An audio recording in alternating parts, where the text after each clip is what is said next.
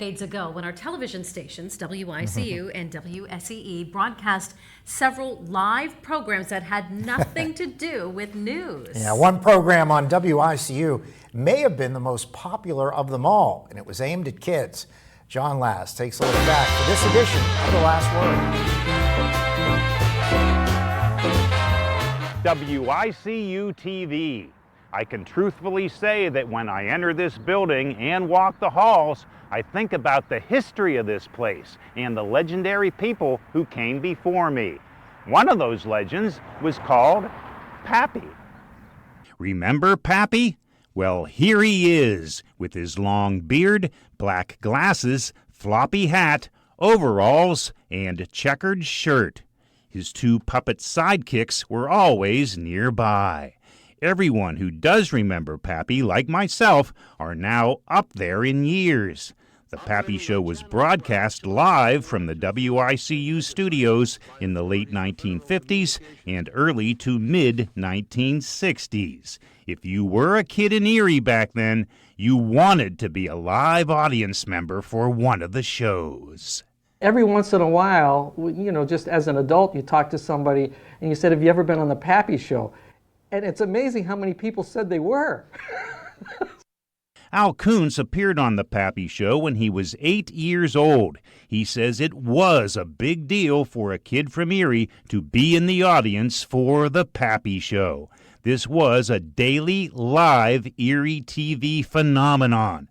No reruns, no watching later on the internet. I can remember when we were going to be on this show, it was my brother and I, and my mother was calling everybody she knew to tell people that we were going to be on. Ed Swander appeared 6 times on The Pappy Show, not as an audience member, but as a performer.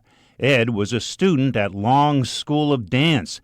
Pappy invited many local children to perform on the show.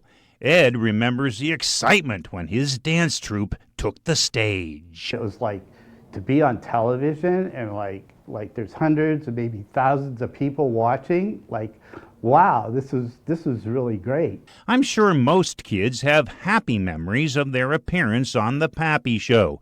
Ed remembers the first time his dance group performed. It's not a fond memory. Every dancer was confused by the TV monitors in the studio. When I go right, I'm looking at the monitor, I'm going left.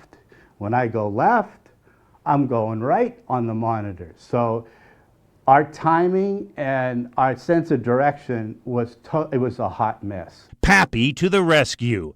The next time Ed's troupe appeared on the show, the host covered the monitors during their performance.